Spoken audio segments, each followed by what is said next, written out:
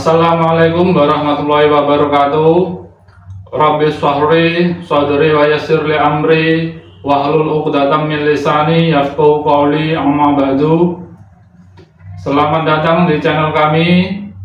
Semoga kita senantiasa diberi kesehatan jasmani dan rohani.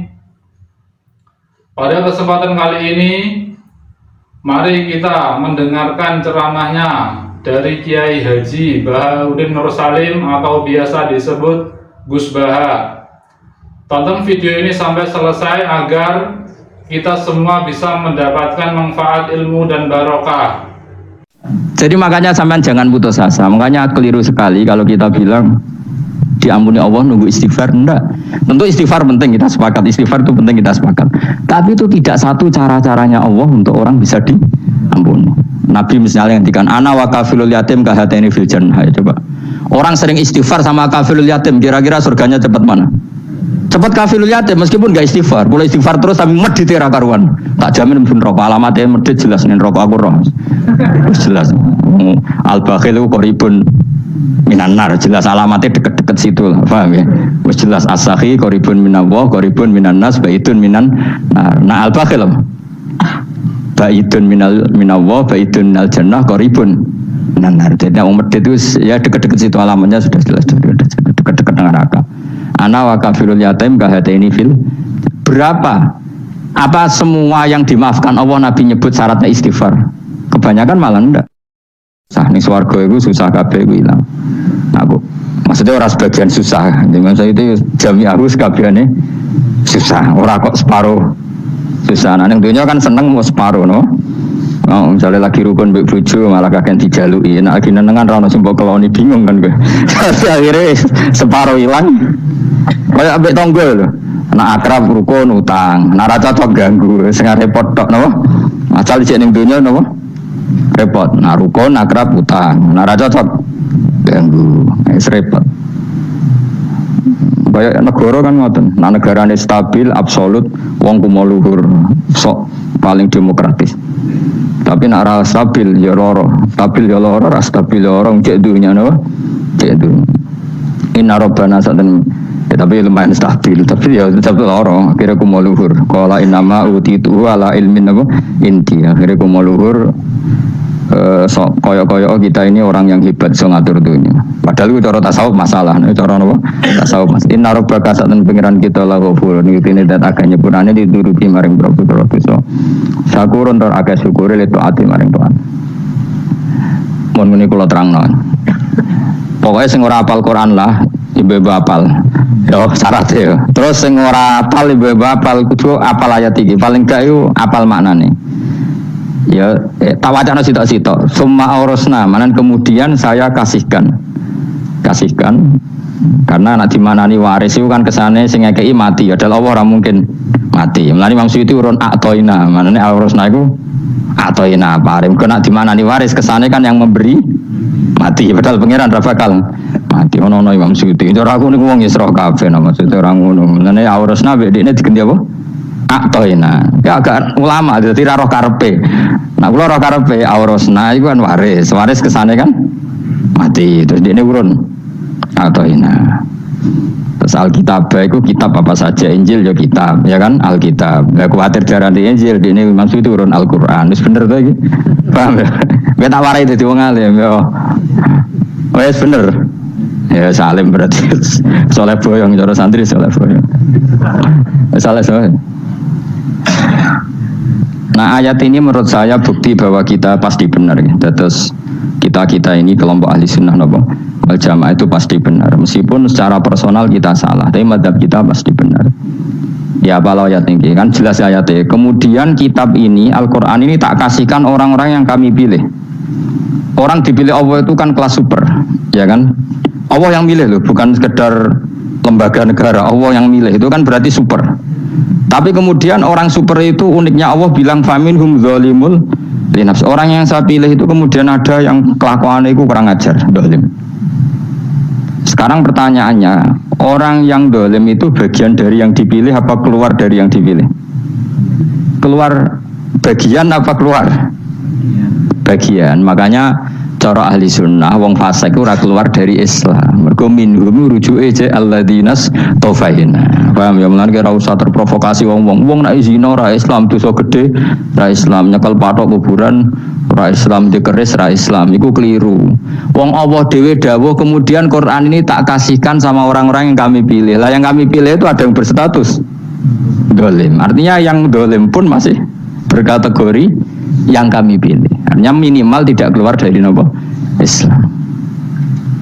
Itu kan normal. Misalnya saya sebagai pelatih milih 11 pemain. Ya tentu setelah di lapangan ono sing dolim kan. Mau ngamun toh. Mau kerobok toh. Tapi tetap dia pilihan kan. Tapi tentu nanti yang terbaik ya yang kerja keras, yang ngegulno. Tapi kan tetap dia sudah pemain di dalam situ.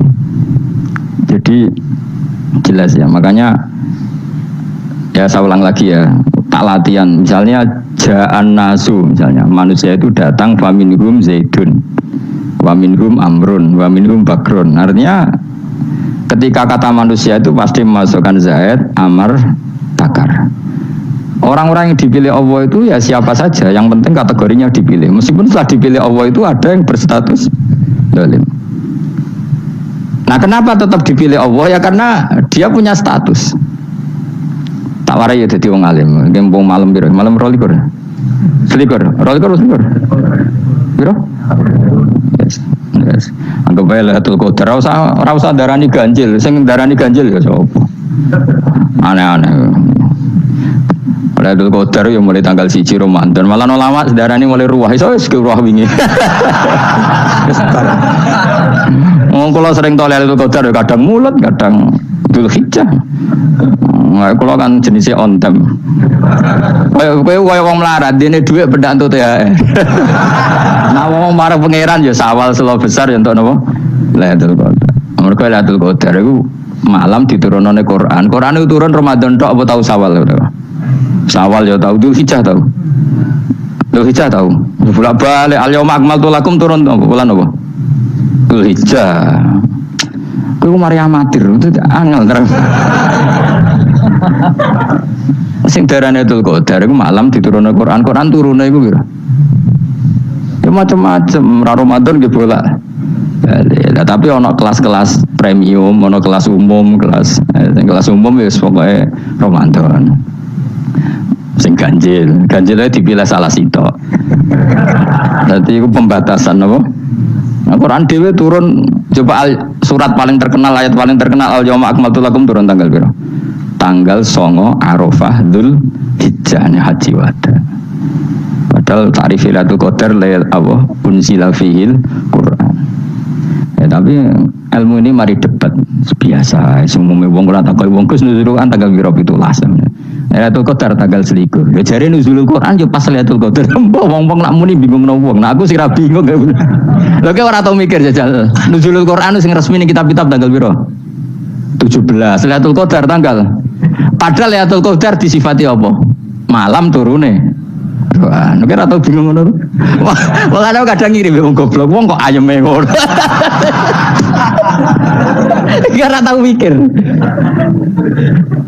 Aku men goblok-goblok. Dadi ana ilmu paradok barang ya tenang, santai. Padahal ya tak bedhek ya nuzul Quran tanggal piro sing resmi cara kitab-kitab. 17 Ramadan. Lailatul Qadar sing resmi 1 nganti 9. Terus Lailatul Qadar iku wulan apa? Wulan diturunkannya Al-Qur'an. Berarti tanggal piro? Bocah dijamin ya kan inna anzalnahu fi lailatul qadar. Saya tak tahu. Nuzul Quran tanggal piro? 17. Lailatul Qadar. 1. Terus Lailatul Qadar ke malam diturunkannya Al-Quran turun tanggal 17. Berarti Lailatul Qadar tanggal ada nih kan orang tahu kalau yuk gumer be wong yo kok penak weh mulai dadi wong alim loro kan ora usah mari eskal ngatuk ditung bodho penas pokoke nuzul Quran dan piro Kang 17 Lailatul Qadar 1. Lho jare Lailatul Qadar bulan 7 Quran kok beda tanggal kan gak tau ge mikir alhamdulillah Piroen Lailatul Qadar tanggal piro Saya kis pinter. Saya lihat Bos. Itulah berarti sekeliwat. Jadi ilmu itu kabeh bingung no kan. Ya biasa bingung. Mulane yang bodoh barokah. Barokah. Pulau cara ra dipilih pangeran nggih milih dadi wong bodoh. Tapi wong pangeran milih pulau dadi wong pinter dadi tak syukuri lah.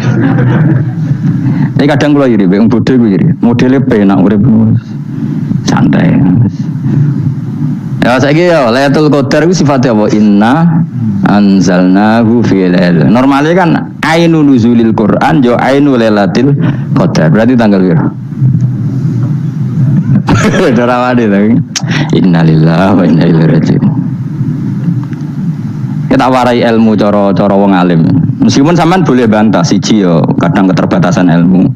Nomor loro hasud, bantah kan sebabnya macam-macam. Hasud, nomor telu bantah gue kegiatan. Kayak wong kuliah agak kritis kan darani ra pinter. Jadi cocok lah ya kudu bantah. Gue khas-khasan cerdas apa? Nomor 4 bantahan itu sifatnya wong wedok. Menang kalah protes. Berarti gue ora lanang berarti wedok, tukang protes itu wedok. Nomor 5 bantah itu berarti dia punya keiskalan tapi nggak bisa keluar dari keiskalan itu. Jadi problem Anda ditimpakan ke saya itu ya sopan. Problem itu kok ditimpakan ke saya. Begini terang no. Hukumnya Allah Ta'ala itu ada yang berstatus itu lugu itu ya lugu ummi karena agama ini memang ummi itu lugu sehingga agama ini tidak perlu diterangkan. Ketika Abu Hanifah agama ini ketika datang itu orang lugu itu murni itu proporsional sehingga sifat ummi itu baik. Misalnya saya bilang gini, rungon awas kena keliru. Kalau kamu sholat itu batal kalau makan. Itu ukurannya 1 upo apa 1 piring? 1 upo kan? Itu sudah batal. Terus kalau saya bilang gini, Jong nakno tamu keimangan, itu 1 piring tak 1 upo. Enggak jawab ya? 1 piring, orang iso misal, tak keimangan, gue 1 upo, yang penting. Nah, lalu Anda ditanya gini, lalu definisi makan itu apa? Memasukkan 1 piring ke mulut, apa 1 upo ke mulut? Dalam bab sholat 1 upo ke mulut itu makan. Tapi dalam bab hormat tamu itu 1 piring. Setuju ya? Tawarai pinter gitu. Ayo tawarai yo. Wes setuju ya? Wes pinter. Lu jawab wes pinter. Urung. Lailatul Qadar ya ngono. Misalnya Lailatul Qadar menjadi super karena ada sesuatu yang super turun yaitu Lailatul Quran. Jadi menjadi super karena yang turun adalah sesuatu yang super dan itu artinya tanggal. Loh, salah nih aku cek. Iku utek tanggal 21 kabeh sing ngaji ning ngene.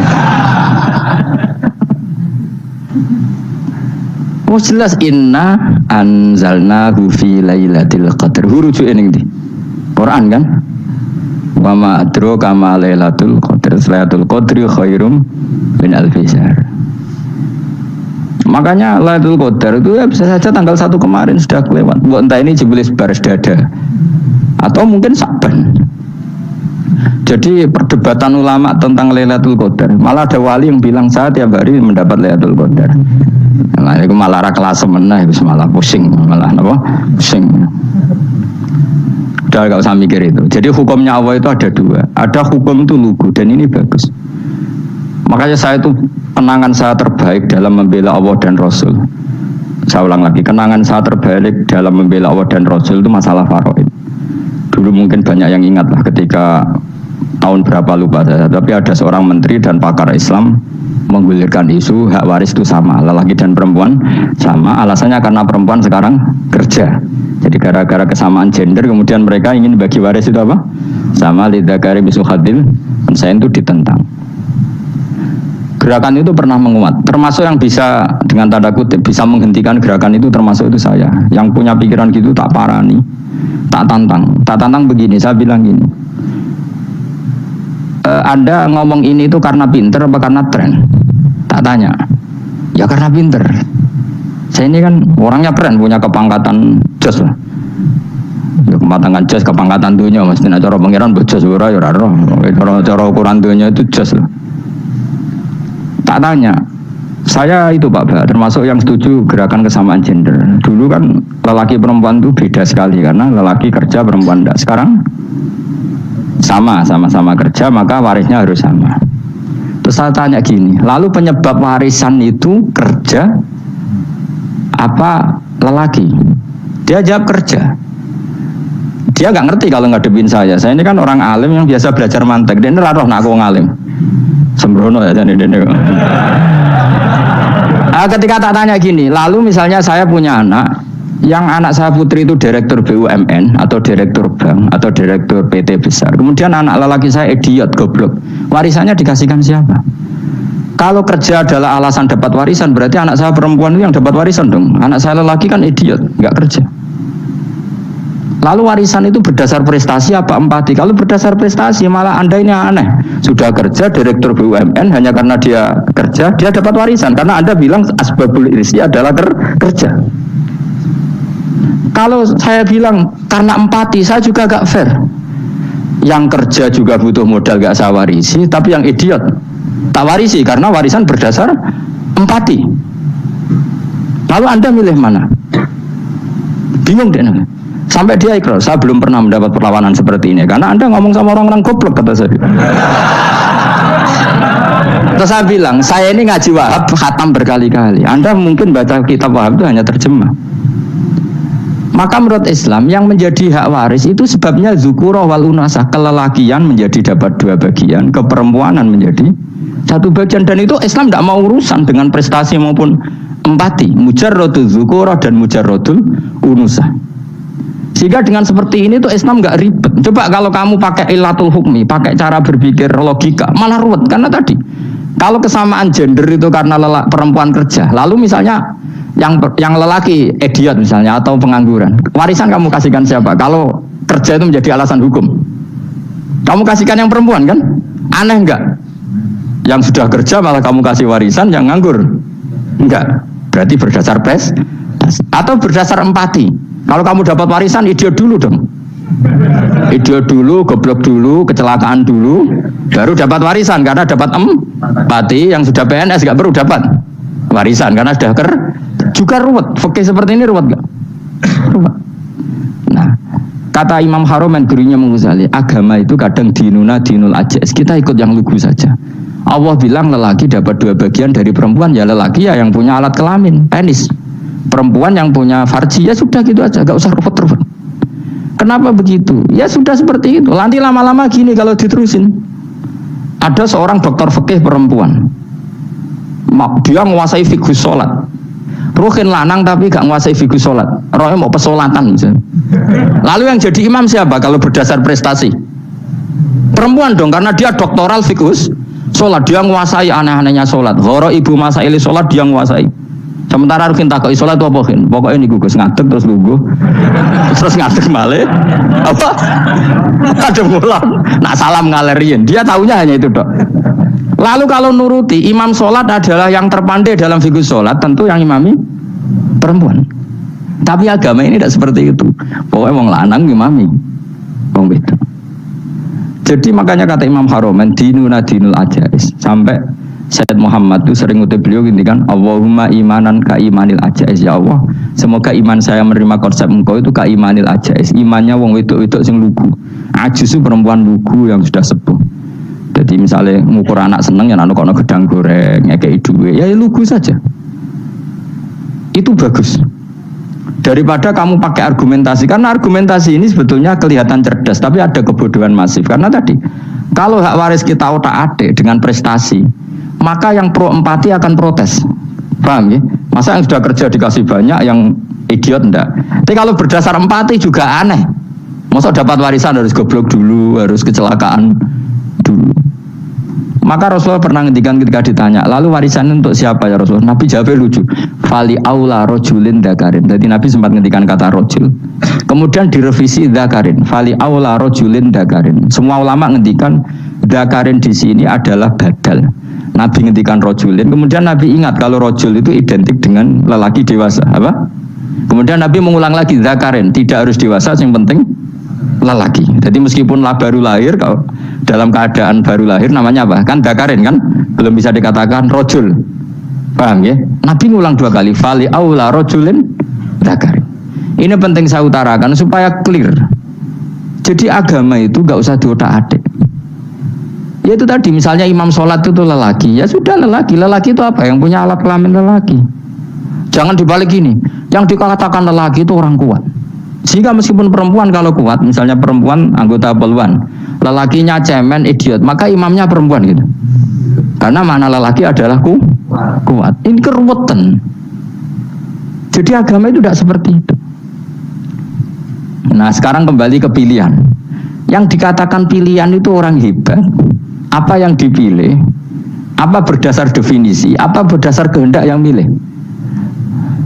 Kalau kamu udah pinter, tumben udah pinter. Alam raya ini milik Allah. Dan semua di alam raya ini milik Allah. Maka dipilih tidak dipilih itu terserah yang punya apa terserah kita. Apa terserah kriteria, apa terserah definisi.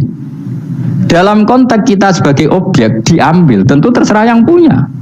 Kemudian Allah bilang, orang-orang itu saya pilih. Nah kalau milihnya Allah berdasar kepunyaan, tentu Allah boleh dong memilih orang yang sebetulnya berstatus dolim. Ya tapi ya tetap dia dolim, tapi ya tetap dipilih. Kenapa ya? Karena Allah yang punya. Saya misalnya orang kaya, boleh nggak punya HP buruk? Boleh kan? Terserah saya. Saya orang kaya, beli HP mahal, medium dan paling buruk, boleh enggak? Boleh, saya yang punya. Nggak boleh, Gus, orang kaya harus beli HP yang mahal. Yang bilang harus siapa? Nah kegoblokan kita ini seperti ini. Nak wong sugih HP ini kudu larang. Nak wong alim kudu bojone ayu. Sing kudu darani kudu ayu ku sapa? Nak maji jalan yang dumdu swarga lho kudu iku sing swargane mbam tapi kudu. Nah, kita ini sering berpikir ngatur Tuhan.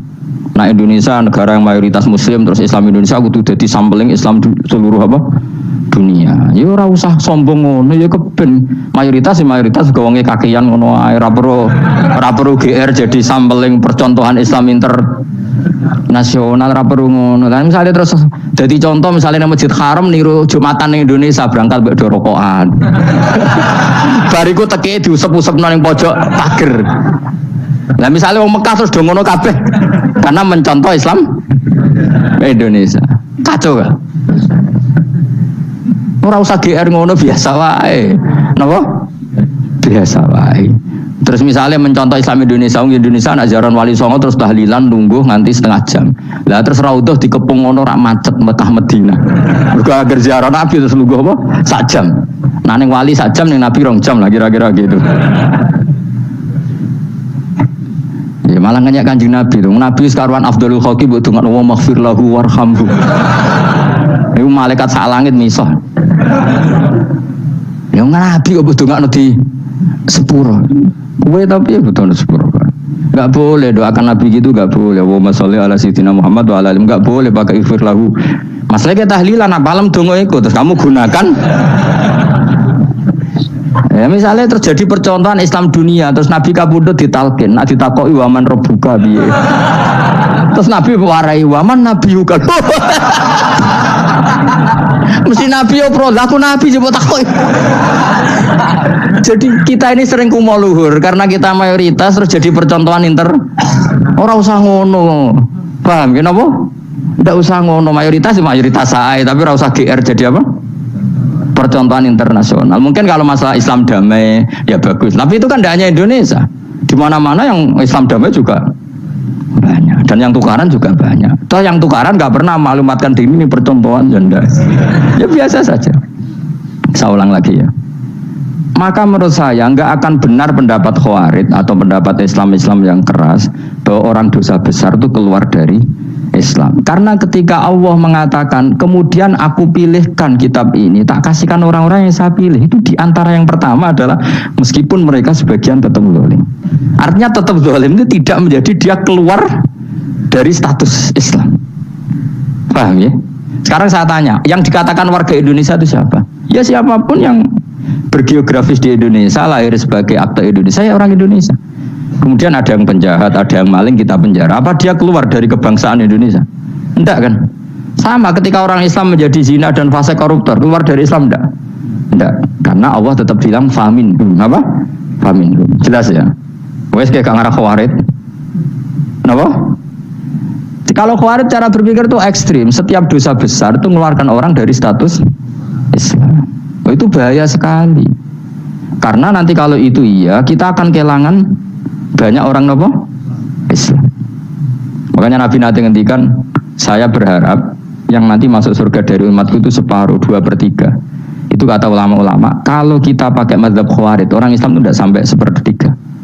Karena banyak yang keluar dari Islam. Duwe keris gak Islam, duwe akeh gak Islam, nglakoni jimat gak Islam, nyekel patok gak Islam, dosa gede gak Islam, korupsi gak Islam. Terlalu banyak yang kita usir dari Islam. Lalu kita ngusir atas nama apa? Coba. Kalau atas nama Tuhan, kamu tidak Tuhan.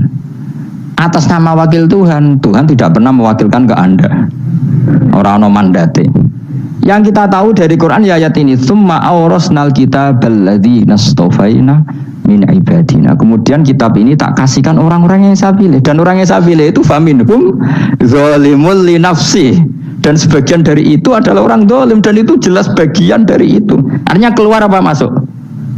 Keluar apa masuk? Masuk. Meskipun ya yang zalim tetap berstatus zalim, kayak warga Indonesia, ini semua warga Indonesia. Paham ya? Yang maling ya tetap warga Indonesia, meskipun ya tetap maling. Jelas ya? Tenang orang itu. Makanya ahli sunnah itu pendapatnya falam nukafir mu'minan bil wisri. Kita tidak akan mengkafirkan orang mukmin hanya karena melakukan dosa. Kenapa ya? Karena Allah bilang faminhum setengah sangking itu masuk bagian, dan itu luar biasanya Allah disebut istofaina, tetap orang-orang pilihan. Maka ini penting saya utarakan supaya kita ini tidak sok-sokan. Terus yang zalimul li nafsi pun potensi dimaafkan sama Allah, asal dia tobat, dan tobat itu sama Allah nggak ada batasnya. Malam yuhur kiri sampai apa? Nafas apa? Terakhir. Dan kadang orang itu sebetulnya nggak niat tobat, cuma ada perilaku tertentu sehingga dadian Allah itu simpati. Itu juga banyak yang diterima tobatnya Allah. Makanya kata ulama-ulama itu, istighfar itu tidak syarat diampuni. Yang menjadi orang terampuni itu kehendak Allah. Istighfar itu bagian kecil dari syarat-syarat itu. Tapi bisa saja orang tanpa istighfar tapi diampuni Allah. Misalnya Allah dawuh wa yaghfiru ma duna dzalika liman yasha. Itu bukan liman yastaghfir tapi liman yasha. Contoh masyhur kan, kamu pernah dengarkan ada orang nakal itu, mumisah itu ya kira-kira lonte atau apalah. Dia datang pulang ketika melihat anjing ngeleti pasir, dia berpikir ini kehausan kayak saya. Kemudian dia turun ke sungai memberi minum anjing itu, kemudian Allah memaafkan dia karena itu. Pas itu di semua hadis riwayatnya dia tidak pernah istighfar. Terlalu punya perilaku yang menjadikan dia diampun. Banyak enggak seperti itu? Banyak, makanya wa yaghfiru ma duna dzalika liman yasha. Mayasa itu ya yang digedaki Allah. Bisa saja kalian ini sering istighfar tapi enggak dimaafkan Allah. Tapi delala punya satu perilaku yang cara Allah itu penting, kemudian dimaafkan. Kayak Saharatu Fir'aun itu dia tidak pernah istighfar, tukang sihir Fir'aun. Dia diampuni Allah, dikasih iman tuh gara-gara jadi wong Jogja. Terus ngono tok. Jadi pas mau duel adu sihir. Iku dalah dekne mendingan ya. Qalu ya Musa imma antulqiya wa imma annakuna nahnul mulkin. Monggo jenengan riyen napa kula riyen. Dadi gara-gara dekne didikan Jogja niku. Lah wong ape duel, mestinya tarung itu semakin cepat mengambil kesempatan kan semakin menang. Ini sudah jelas tarung. Ngapunten jenengan riyen napa. Lha iku pangeran itu terus simpati. Wong kok sopane ngono apa? Akhirnya Allah memberi iman gara-gara apa? Imma antulqiya wa imma annakuna nahnul mulki. Monggo jenengan riyen. Lah Musa juga, Allah juga gak terima kalau nabinya kalah sopan. Sehingga Allah memerintahkan Musa adalah sopan. Mboten jenengan mawon. Jadi Nabi Musa qala bal alqu. Jadi Nabi Musa enggak jenengan riyen mawon. Jadi coba itu kan unik. Dia tidak ingin diampuni Allah, tapi adalah dia sebenarnya satu perilaku yang menjadikan Allah itu simpati, yaitu kesopanan dia dengan Nabi Musa. Imma antulqiya wa imma annakuna nahnul. Nabi Musa juga bilang qala bal alqu go jenengan riyen mawon. Akhirnya sakit nggih nak ngoten. Makanya Fir'aun tuh mangkelnya bukan main. Ketika pertunjukan itu akhirnya kan Saharatu Fir'aun kan kalah. Setelah kalah langsung iman. Maka kata Fir'aun, ini jelas Musa itu guru kamu. Cuma pura-pura saja kamu pro saya. Lah buktinya apa jare buktinya tadi monggo-monggonan gitu. Makanya Fir'aun bilang innahu lakabirukumul ladzi 'allamakumus sihr. Wah iku mesti Musa iku gurumu. Padahal dia gak kenal sama sekali. Cuma gara-gara monggo-monggonan tadi itu akhirnya terus pikirannya Fir'aun. Wah mesti wis kenal suwi mau gayane tok. Mergo gara-gara monggo jenengan iki. Mboten monggo jenengan. Jadi makanya sampean jangan putus asa. Makanya keliru sekali kalau kita bilang diampuni Allah nunggu istighfar. Enggak. Tentu istighfar penting, kita sepakat. Istighfar itu penting, kita sepakat. Tapi itu tidak satu cara-caranya Allah untuk orang bisa diampuni. Nabi misalnya ngendikan ana wa kafilul yatim kahateni fil jannah. Coba. Orang sering istighfar sama kafilul yatim, kira-kira surganya cepat mana? Cepat kafilul yatim meskipun gak istighfar, boleh istighfar terus tapi medit ra karuan. Tak jamin mungkin rokok alamatnya medit jelas nih rokok aku roh. Jelas. Al bakhil itu koribun minan nar, jelas alamatnya deket-deket situ lah, paham ya? Wis jelas as-sakhi koribun minallah, koribun minan nas, baitun minan nar. Nah al bakhil baitun minallah, baitun minal jannah, koribun minan nar. Jadi yang medit itu ya deket-deket situ alamatnya sudah jelas deket-deket neraka. Ana wa kafirul yatim kahataini fil. Berapa? Apa semua yang dimaafkan Allah Nabi nyebut syaratnya istighfar? Kebanyakan malah enggak. Orang alim misalnya. Makanya orang alim kalau jarang istighfar kamu enggak usah iri. Orang alim tuh mulang tok, itu langit bumi mintakan ampun. Wa innal alima lastaghfiru lahu man fis samawati wa man fil ard hatta khitan fil bahr. Orang alim itu otomatis dimintakan maaf oleh langit dan bumi sampai iwak ning laut. Maka jundur aku sebab jangan istighfar. Aku sing istighfar is akeh sembrono. Langit bumi no. Mulane kula nu jarang istighfar bukan karena saya sombong, memanfaatkan istighfar mereka no. Dan saya yakin itu lebih mandi timbang istighfar saya. Mon koman fi samawati nglebokno Jibril, Mikail.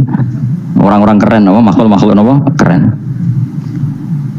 Saya baru cari hadis yang wa innal muta'allim sing ijek belajar tapi belum ketemu. Nanti kalau ketemu tak kasih tahu apa? Karena hadisnya yang saya baca masih wa innal alim apa? Orang alim jadi agak ketat.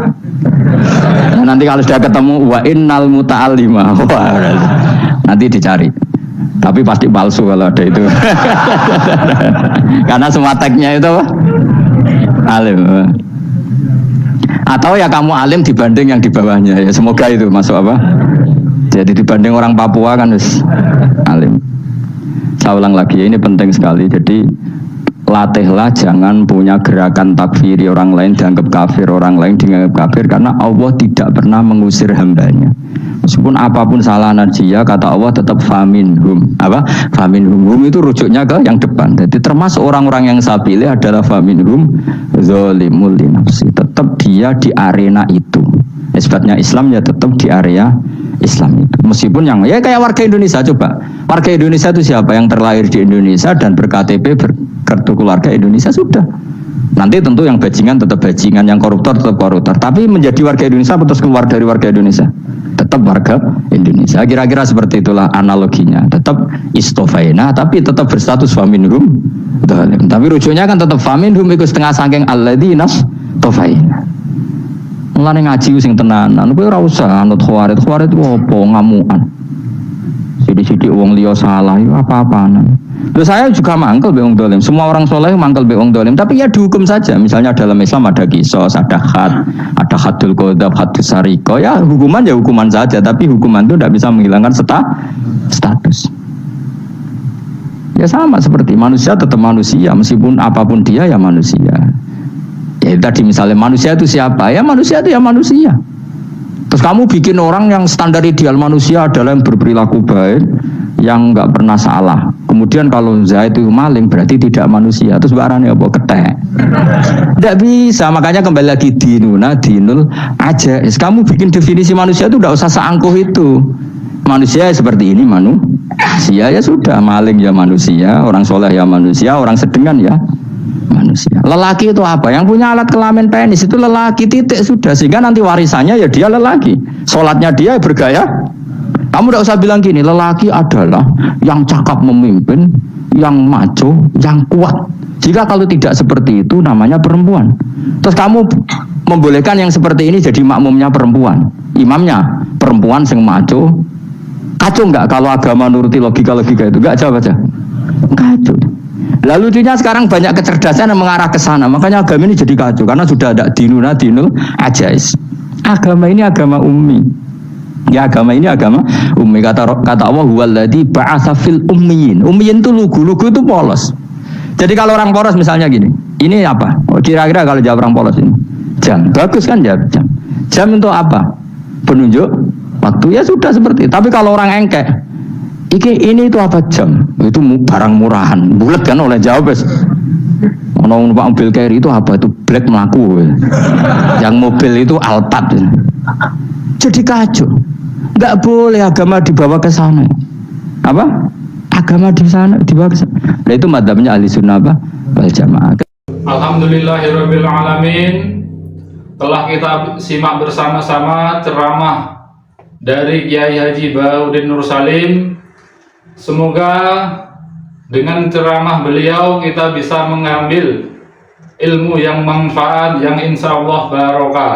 Amin amin ya robbal alamin. Billahi taufiq wal hidayah. Akhirul kalam. Wassalamualaikum warahmatullahi wabarakatuh.